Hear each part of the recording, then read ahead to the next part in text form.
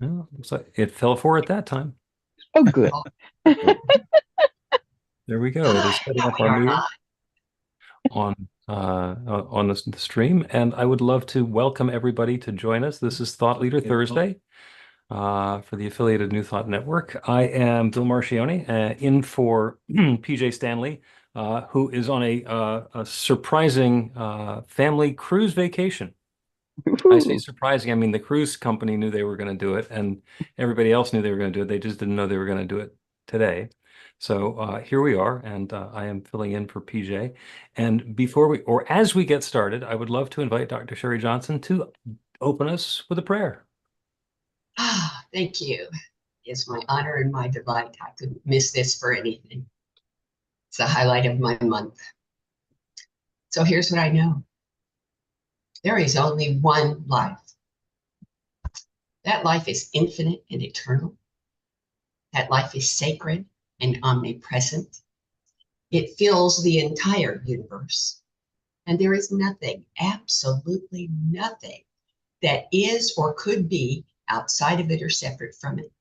Because every creation, no matter how massive or how minuscule, every creation is an expression of eternal life, an emanation of unconditional love, and a manifestation of universal truth with a capital T.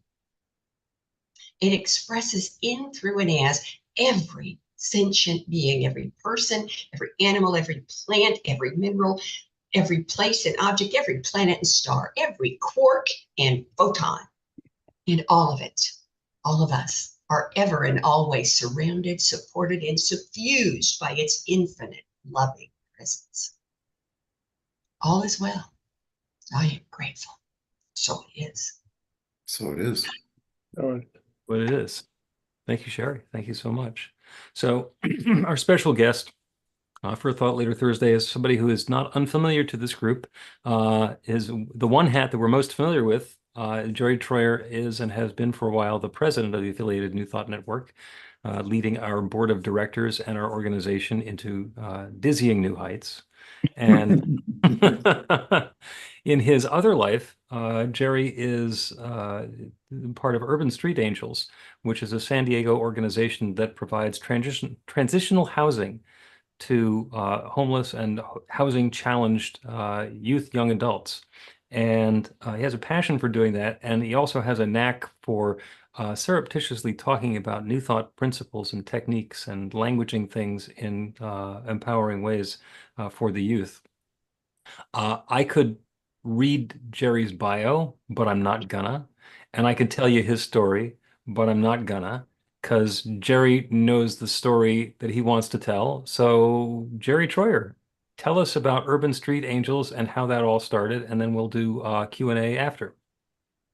Wonderful. Well, greetings, everybody. Reverend Dr. Bill, thank you so much for hosting. And everybody, thank you for being with us either live or listening and watching later. So it was 12 years ago, and my congregation at the time was looking for some nonprofit organization in San Diego to support. And because I don't believe in coincidence, as divine timing, divine coincidence would have it, we came across this organization that was in the process of being formed. And it started as a ministry of a Disciples of Christ church in San Diego, and the senior pastor there, by the name of Eric Lovett, was leading this work in the field, if you will. And so they would go out to Ocean Beach, which is an area of San Diego right on the shore of the Pacific Ocean, and hand out sack lunches and socks and bottled water to homeless people. And Eric was talking with one of the young men that he gave a meal to, and the young man said, I appreciate the food, but what I really need is a place to sleep. So Eric decided to begin to start to create an organization separate from the church. And right at this time is when we found him. So my congregation donated about 1,000 pairs of socks. met Eric, became fast friends, and he asked me if I would come on as a founding board member. So it has been my great honor and pleasure to be around since the very beginning of this organization. So he started allowing 2 youth to couch surf at his house. Found immediately that the need was very, very great in San Diego, specifically for homeless 18 to 24-year-olds. The term in the industry is transition age youth, because they're transitioning from adolescence to adulthood. Physical bodies are probably there, but emotions and mental capabilities aren't necessarily there yet. So focusing on this specific age group, 18 to 24-year-olds. So Eric rented a bigger house, and then rented a bigger house, and then rented a second house, and then rented a third house to continue to house these homeless youth. And so last night, and now 12 years later, last night, 145 formerly homeless 18 to 24-year-olds had a warm, safe place to sleep, a hot meal, and support because of one of Urban Street Angels' programs. So we have come along. Thank you for that. So we have come a long way in 12 years, and there's much more work to be done. Wonderful, wonderful. And you've answered a lot of the questions about, first of all, how you got started with Urban Street Angels and what the organization is doing. How many facilities or houses do you have at this point?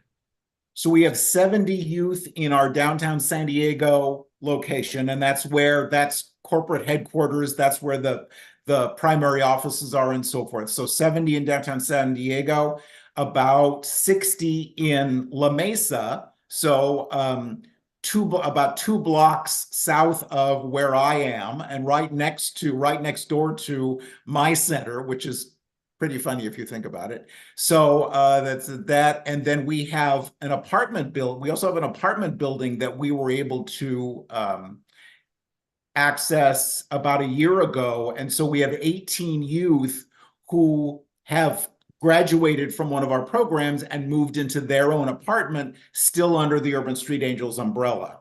So they have case management, they have support, but they're in their own apartments. So we help them subsidize the rent, but they need to get their own cable TV and their own gas and lights and clean their own apartment and all that sort of thing. So really the next step in them moving into adulthood. Okay, so in addition to housing, what are the services and what's the rest of the framework? Obviously, you have some stuff like in caseworkers and so forth. But what's the goal of somebody? What's a success? So we have so when you come into one of our programs, you're assigned a case manager, a peer support person. We have one program that's called Just Be You, which is for youth that have a little bit more serious emotional and mental, I don't like the word challenges, opportunities for healing and for growth. And so they also do a lot of holistic healing related to acupuncture and chiropractic and meditation and so forth. But so each youth in all of the programs have the case manager, a peer support person, because we want to support them in being successful. They are with us between 4 and 9 months, depending on the program. So you're not going to be here for the rest of your life. This is the bridge. So the bridge to the next chapter in your life. So while they're with us, we're working with them. One of their team is working with them on finding a job if they don't have one, getting their birth certificate if they don't have it, their social security card if they don't have it, just a variety of things, helping them find a job, helping them get into education, perhaps helping them get into job training. We have an amazing program that started about a year ago, funded by the San Diego Padres Foundation, our baseball team in San Diego, funded in part by the Padres for job training. So we have if you're a youth in one of our programs, you can learn how to be a welder, or a cosmetologist, or an EMT, or an auto mechanic, or an FAA drone pilot. Just an amazing number of opportunities. And when you complete the program, if you do it successfully, you're paid for your time during the program, and then you're guaranteed a job when you graduate. So we want to take care of you and make sure you're okay tonight, but we also want to enable you and help you to be successful and move into the next chapter of your life. Wow, what a wonderful, very powerful story. So I'm fairly confident you're not teaching anybody how to weld. I personally, that is so not in my job description, thankfully. Yes. So I understand being a founding member of the board that you kind of wear a lot of hats, but what is your job or your primary roles with Urban Street Angels? So I've done various things over time. Right now, my title is Director of Relationship Development. And in English, that means I work with mentors. So we have a program through the Lucky Duck Foundation, which is another organization in San Diego that works to pair one of the youth in our program, as well as in other programs as well, with a volunteer from the community. And so they get together at least once a month in person to just talk about things and how's it going and what do you want to talk about, what's come up for you. So a monthly meeting, and then a reach out once a week on Zoom, on social media, a phone call, a text, just checking in. Because sometimes, and especially the youth that are graduating from one of our programs and moving into their own apartment, they really need somebody to be able to talk with and share ideas with and get advice from and so forth. So I coordinate that program. I also work with donors. So we have amazing relationships with many of the service clubs in San Diego, several Rotary clubs, the Assistance League of Greater San Diego, Focus based in Coronado, as well as Intuit. You know them as being TurboTax and Credit Karma and so forth. They have a very large facility in northern San Diego County, and they have been amazing with us, amazingly generous with us over time in supplying. They supplied gift cards for all of the youth in all of the programs for the December holidays. So all 140 some odd youth received a holiday card with an Amazon gift card as a gift from Intuit, which just was so incredibly wonderful, and several other organizations as well. So I do I like to call it the schmooze. So I do the schmooze with the donors, which is so incredibly wonderful, and get to go out and speak from time to time and talk about what we're doing. So mentors, donors, and then volunteers. So we have people come in and help serve dinner. We're working on setting up a schedule for volunteers to come in and do laundry, those kinds of things. And I get to talk, obviously, all the time about where we've come from, where we are now, and where we're going, which is just the greatest thing. Wonderful, wonderful. New Thought is just a teaching and a philosophy of transformation. And it's just got to be wonderful to watch the transformation that happens. As you're describing the program, I'm thinking, okay, these are 18 to 24-year-olds who don't have a place to live when they come into the program. And afterwards, they need a mentor because they've got a place to live and they need to understand how to organize their finances and their schedule and their transportation and stuff. So tell me about the overlap between the transformational nature of what you're doing with the Urban Street Angels and our philosophy, and then we're going to get to some questions. Okay. And let me tell you, so these 150 some or so youth have aged out of foster care, turned 18, and had to leave their foster care family because they weren't being funded anymore, or came from a difficult home situation where they were being verbally or physically or sexually or emotionally abused and couldn't stay there anymore. Came out to their family as LGBTQ and were rejected and had to leave the home, or for whatever other reason, just were not able to stay in a home situation. So that's how they wind up either couch surfing or sleeping in somebody's carport from time to time, or becoming homeless and sleeping on the street. So that's how they wind up coming to us. So as we all know, and whether you have a minister's license or a practitioner license or an LUT license on your wall or not, I'm absolutely convinced that if you've been in this teaching for more than 6 months, you're a minister or a practitioner. Absolutely. And so the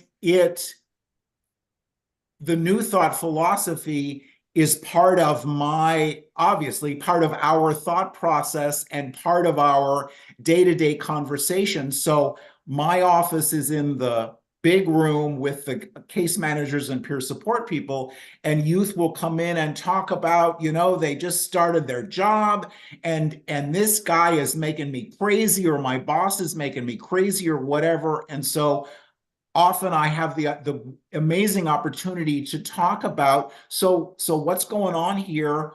Why does that bother you so much? And is there another way to look at that? Several years ago, we did a drop-in shelter, an overnight shelter at the church where all this started in the North Park area of San Diego, Tuesday night through Wednesday morning. And we had a van that was donated. And so we drive the van out to Ocean Beach again, as I mentioned before, and invite any youth of this age group to come in and be with us for the night, take a shower, have a hot dinner and breakfast the next morning, get some agency referrals, that sort of thing. And so I coordinated this shelter for about 3 years and drove the van out Wednesday morning to take the youth back to Ocean Beach. And so this one morning, I remember it so clearly. I'm doing my thing and heartbreaking, because some of the conversation is, so where are you going to sleep tonight? Which just always, of course, got me, because then, of course, that was a big question for them. But then somebody brought up the book, The Four Agreements. And they started talking about, in this van on the way to Ocean Beach, they're talking about what a cool book it is and talking about the Four Agreements. And I'm like, oh my goodness, you guys have got to find this book. It is so wonderful. So we had that discussion. So our intention is to do a book study on the Four Agreements with our youth, which will just be wonderful. So talking with the youth there. I also have the opportunity, and as we all do, to reframe and invite people to look at a situation in a different way. It is wonderful. It is amazing. It is positive. It is also, life, as we know, can be heartbreaking, and timing is everything, because over the weekend, one of our peer support people died.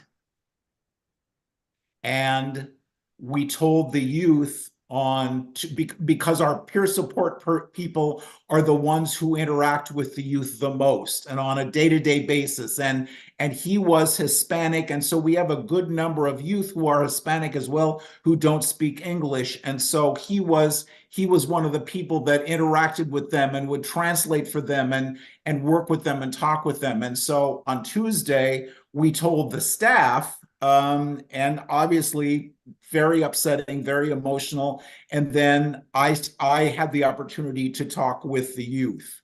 And so we've had some conversations around grief and around allowing ourselves to feel the grief and to feel the loss, and to recognize if your reaction is a little over the top, what's going on here, and what grief from a previous experience is now coming up again for them.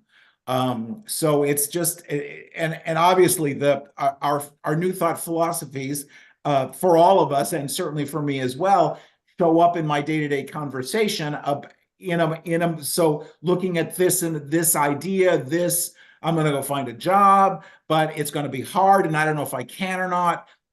Reframe that and invite them to have a new thought, which is just such a wonderful opportunity for me. Beautiful, beautiful. All right, I'm going to interrupt myself and invite Sherry Johnson to ask a question. Go ahead and unmute, Sherry.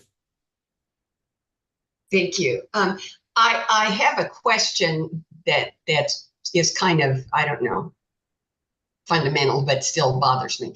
And that is, you keep referring to the youth, and I'm wondering, are these youth all male or are some of them female? And how do you deal with the fact that that's two different sets of problems?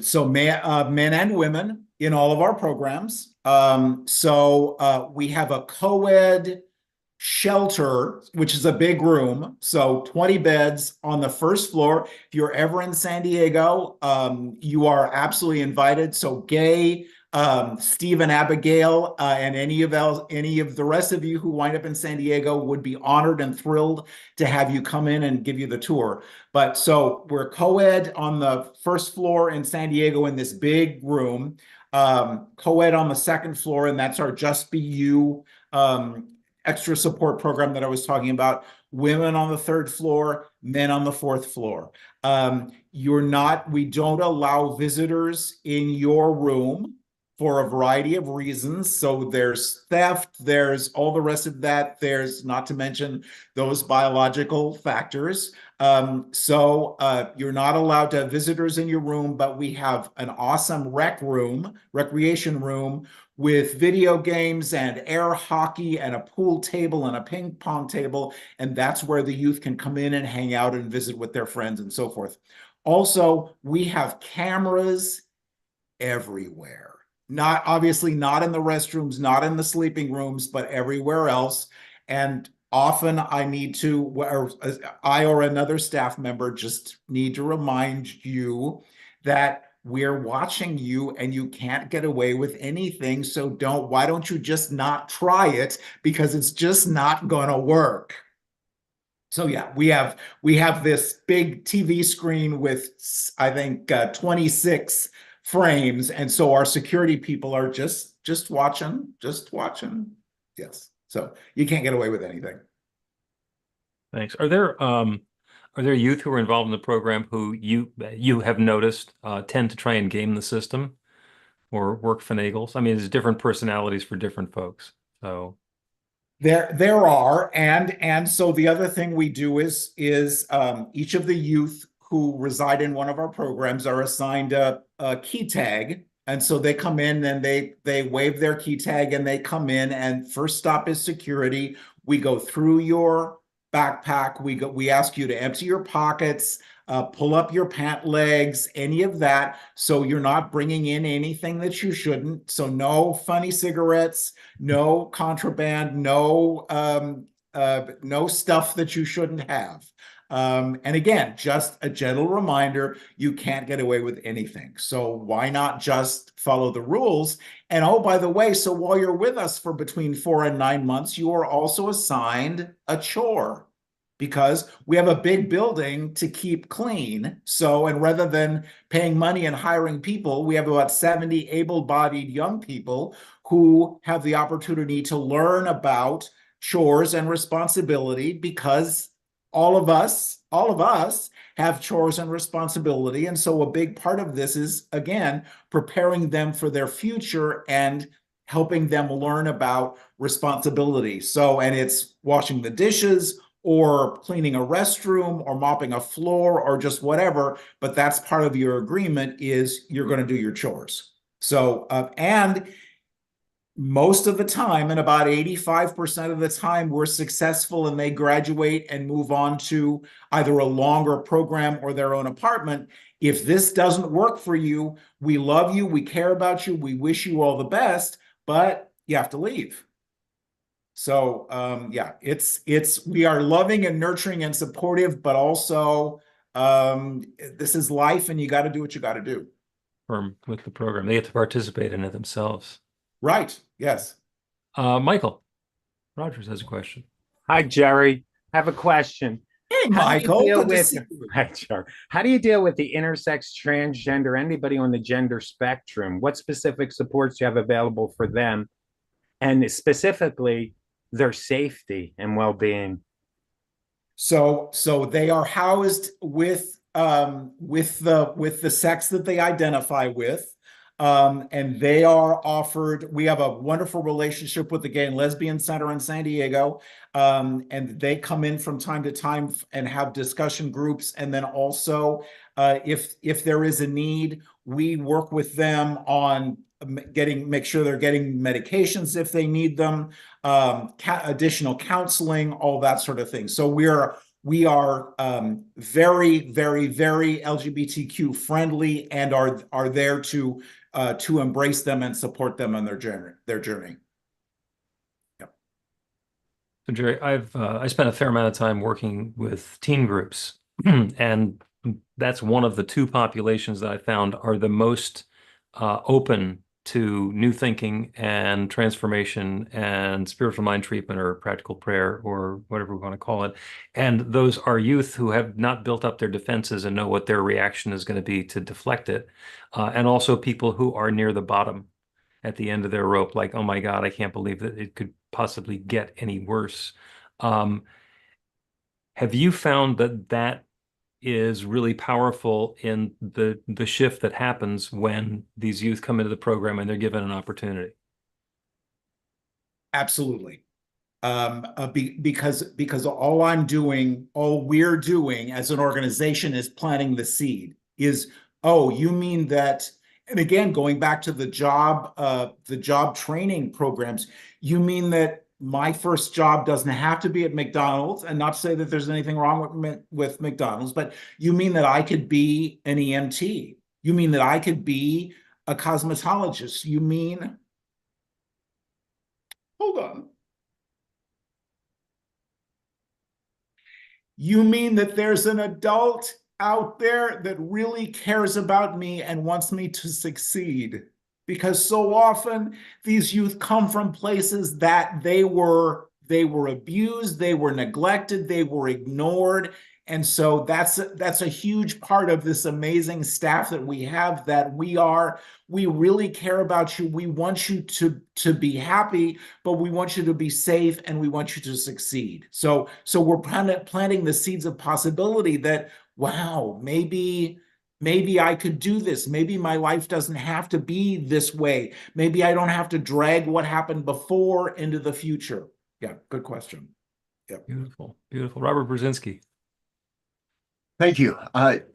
Jerry, I've been hearing of your work now for a few years, since I first became acquainted with you, and it seems like things are growing and doing better and continuing to expand. I'm just wondering, can we get a sneak peek about maybe what the board is thinking for future expansion? Are there ideas to plant in other cities or continue to expand around the San Diego area? What's the future vision look like? Mm-hmm. So, and thank you for asking. So there are a little over 10,000, it's estimated, a little over 10,000 homeless people in Greater San Diego. About 1,500 of them, 1,500 of them are this age group. So between 18 and 24. As it stands now, we serve basically 10%. So about 150 of those. So we opened the apartment building last year. We expanded 3 years ago to La Mesa. As soon as we get the expansion in place, the beds in, the youth situated, we are looking for funding to expand the program. So the two largest locations where we have now, we can't add another floor to the top of where we are in downtown San Diego. We can't add on to the lodge, we call it, in La Mesa. So we're always looking for the funding for another facility to be able to expand the program. So, and with the ultimate goal, ideally in 10 years, perhaps, and I will speak my word and know that this is absolutely possible, that we'll all be out of a job, because we won't need to do this anymore, because all of the youth in this age group are housed and are loved and are nurtured and are successful. And so we won't need to do this anymore. But that is our absolutely our goal. And in answer to your question, this is absolutely possible in every other city in the world and certainly the country. So Phoenix has an interesting program that I just learned about, but we could be doing this in Atlanta and in New York City and in places across the country. It is absolutely repeatable across the country. Yes, and Denver. And there's a program similar to this in Kansas City, and Anton was able to support that program through our contributions at the Anton retreat a couple of years ago as we started off our support program, Hillcrest. Yes, yeah, thank you. That's right. Yes.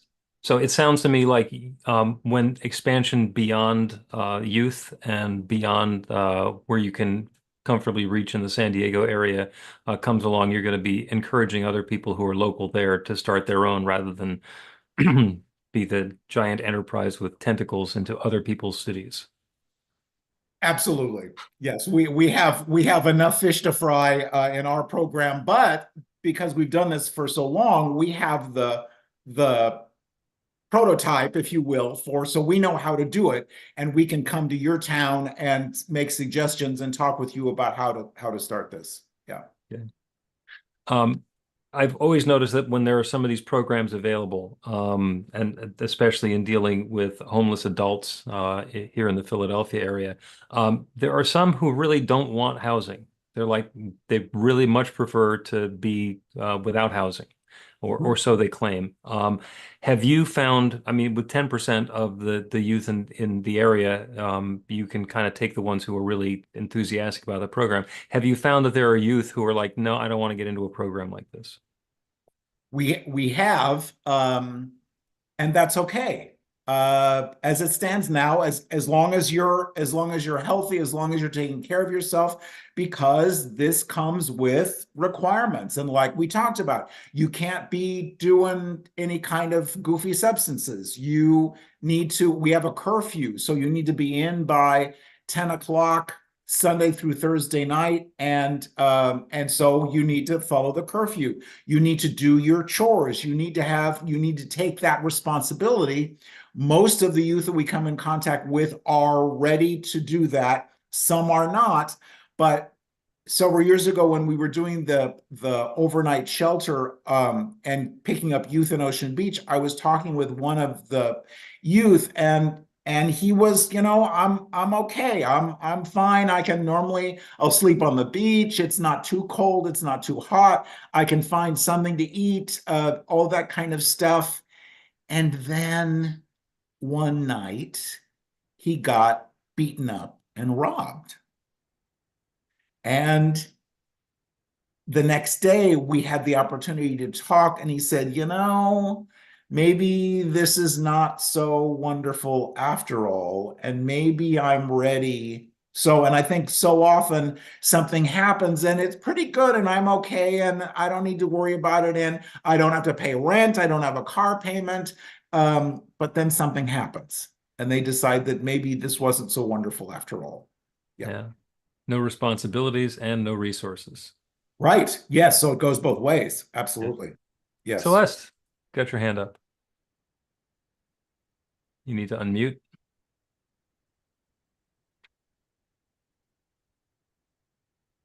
Zoom should make it easier to unmute. Yes. Seems like they're still working on it.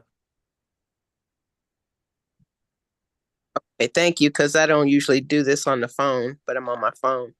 I worked for a couple of months in San Diego in 2018 downtown, and there's a great amount of homeless in San Diego.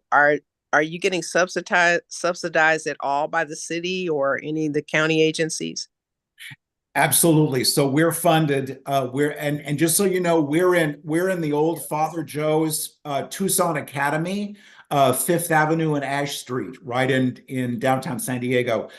We are funded by the Regional Task Force on the Homeless, which is a government organization, the County of San Diego, and housing and the National Housing and Urban Development. So they're the primary grant holders. But then funding for everything else comes from private donations, grants from, like, as I mentioned before, the San Diego Padres Foundation, and several other smaller nonprofits. Yes. Yeah, I just make sure you were getting municipal support because Most definitely. you're helping them, you know. Yes. Yes, we are. We absolutely are. Yes. Yeah. Thank you for the question. Excellent. So tell us another success story. I love the one about the 4 agreement. Tell us another one. Because you've been doing this for 12 years. You probably have a few. So, and some pretty amazing ones very recently. This young man was, he joined the Navy when he was 18, did his 3 years and got out 19, 20, 21, got out when he was 21, became homeless and didn't really want to get involved in one of the veterans programs because even though he was a veteran, they tend to be older. That's a big piece of this as well. We have homeless shelters and other programs for the homeless in general in San Diego, but so often and this is not a negative, this is just a statement, so often they are chronically homeless or older people that our youth don't necessarily want to get involved with. But this young man found Urban Street Angels, came in and really wanted to be an EMT. And so he went through our trade school program, graduated with honors, and somehow found himself connected with the fire chief for the city of Santee, which is out east of us about 10 miles. And so the fire chief called Eric, our CEO, and said, somehow I met this guy, and when he graduates, I want to hire him. So Ashton graduated with his EMT, is studying to be a firefighter through the city of Santee, has an apartment, is just doing fantastically. So, and just the nicest young man. He just is amazing. So we again, not 100%, but 85% or so amazing, wonderful, heart-opening success stories. Yes. Beautiful. So what are some of the big challenges that you personally and also Urban Street Angels as an organization have to deal with? The need for more in the business, we call it beds. So how many beds in that shelter? And I remind myself and remind other people that, yeah, that's what we call it, but please don't ever look at this as just being beds. It is young people, it's somebody's son or daughter, it's somebody who's the beloved of spirit.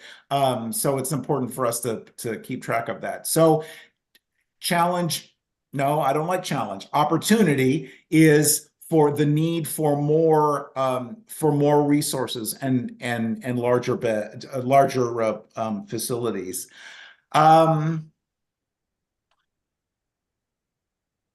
If you just do what I tell you to, if you just follow the rules, this is the life lesson, your life would be so much easier, and so would mine. And like we talked about, from time to time, and I know this has been your experience as well, if you just do what I want you to do, your life would be so much easier. And most of the time people do, but not always.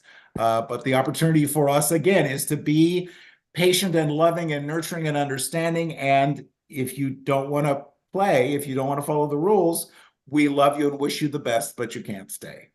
Yeah, so that's one of them. And then the ongoing reminding myself that the universe is absolutely unlimited.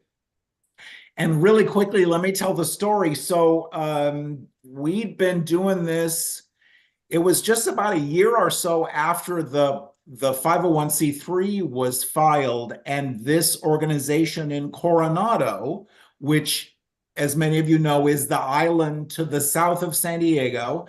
The Hotel del Coronado is where Some Like It Hot was filmed, the Marilyn Monroe movie. If you haven't been there, you got to come to San Diego and go there. But this organization called Focus, Friends of Children United Society, based in Coronado, found us and our opening work and we met with their people, and they said, so what do you want? Well, we needed cots at the time to do this drop-in shelter. Great. What else? What do you want? What else do you want? Dream bigger than that. What else do you want? And we said, what we really want is a van, an 18-passenger van, to be able to go to Ocean Beach and pick up the youth and bring them to the shelter. And so therefore, our first donation was about $2,000 worth of cots so that we could start our drop-in shelter. Our second donation was a $25,000 Ford van. And so obviously the entire history, and for all of us, we know this, but our entire history of this organization has been in this teaching and this belief in possibility. And you do your work, preaching to the choir here, and the universe responds, and something has to shift. And so we keep getting the universe saying yes and providing whatever it is that we need so we can expand this program and we can do this. Bill, I have no idea what your question was, but that's okay. But one more thing. So our food, because we feed the 70 youth in downtown 3 meals a day, and then we also prepare meals for the youth in the other 2 locations and deliver those. And so we get amazing food donations from Feeding San Diego, from the San Diego Food Bank, as well as Costco, Honey Baked Ham, and a bunch of other local businesses and restaurants. When we go out to pick up the food donations, and especially in the summer, because we didn't have a refrigerated vehicle, our driver would have to go pick up the donation, bring it home and put it away, and then go out and get it and bring it home and put it away. And just about 2 months ago, money was donated so that we could buy a refrigerated food van. So now we are able to go out and pack the van full of food that's kept safe and sound in a refrigerated a vehicle. So just as we know, in every area of our lives, there are always opportunities to be reminded of the truth of our being and how amazing life is and how amazing spirit is, and that life always says yes to us. And it's just an ongoing jaw-dropping, yes, of course. Well, of course. Well, of course. Well, of course. Yes. Yeah. Beautiful. Michael Wagner, did I see your hand? Yeah, I don't see how to raise it online.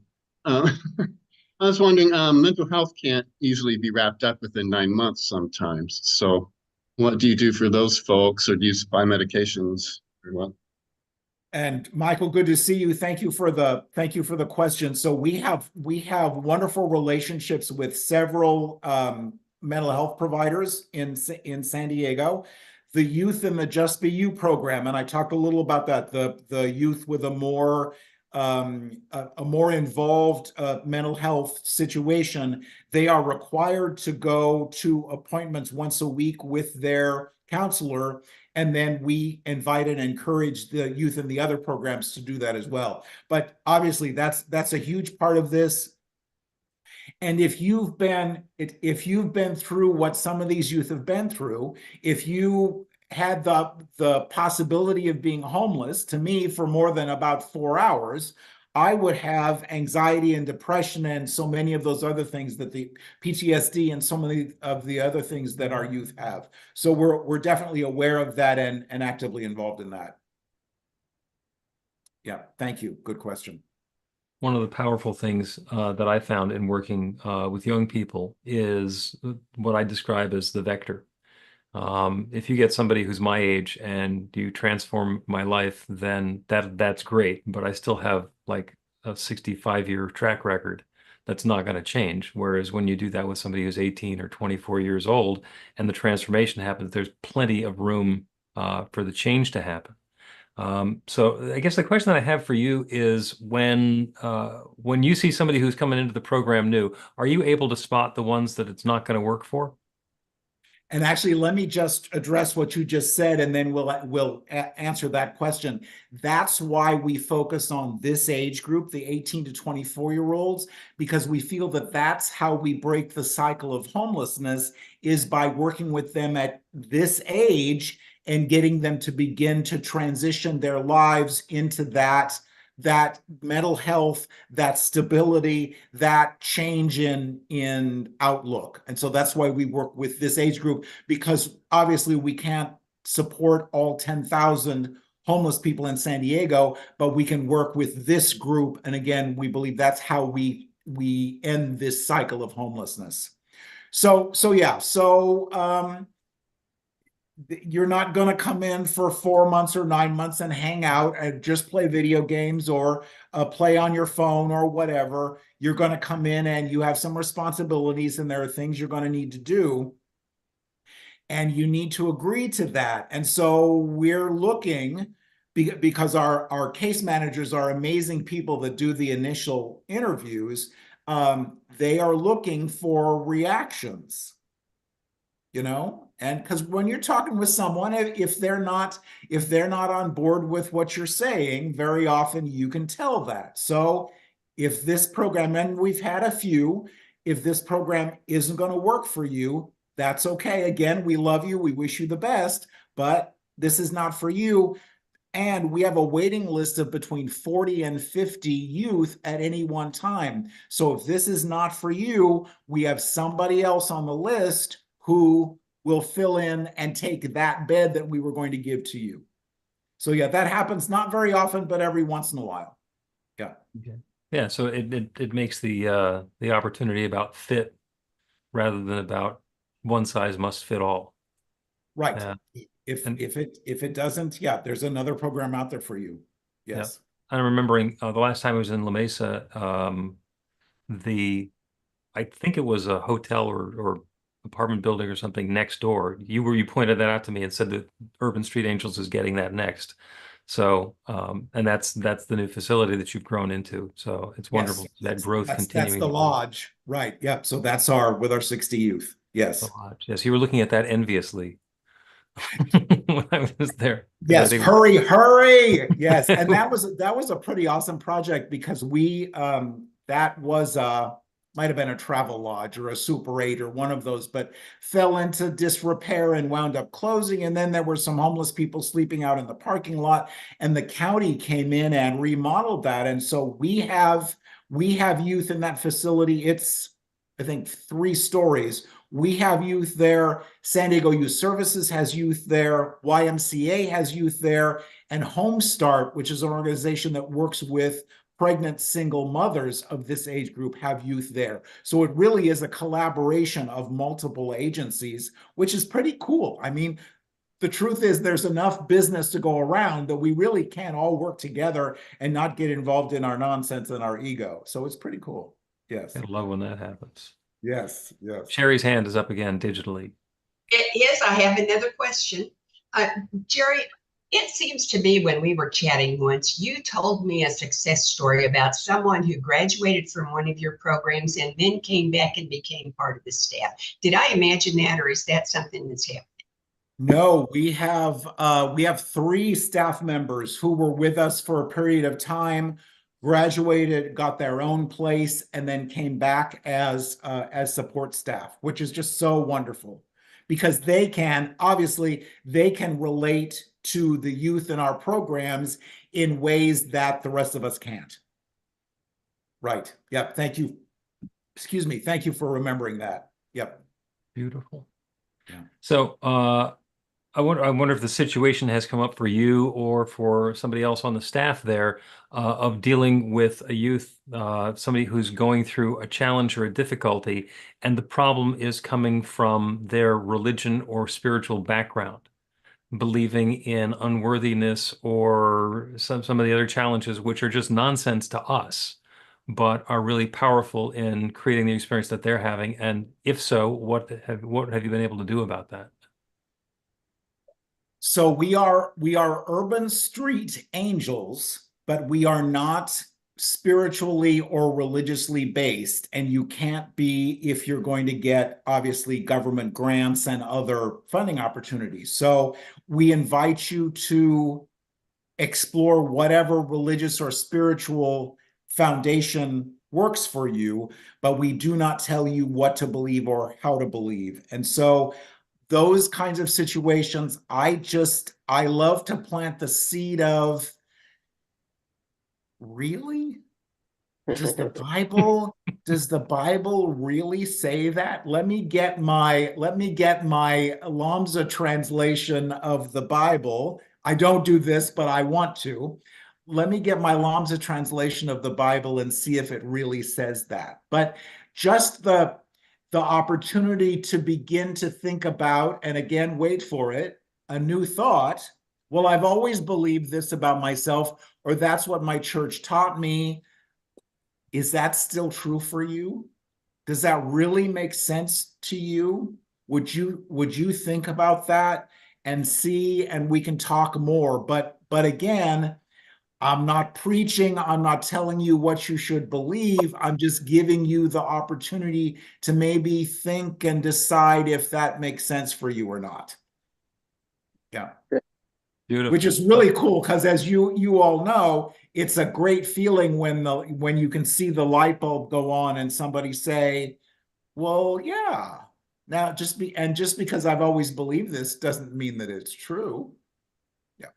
Yeah. And you've been there since the beginning, and it's 12 years at this point. So I would guess that the rest of the staff, everybody else who's been there for a long time, knows what your other job is and that you bring this. So are there situations where something comes up and they all kind of look over at Jerry like, okay, you're gonna take this one? Yes, we've had a few of those. Again, the death of the staff member. 2 months ago, we had a young woman who was removed from our program because she wasn't following the rules and wound up committing suicide.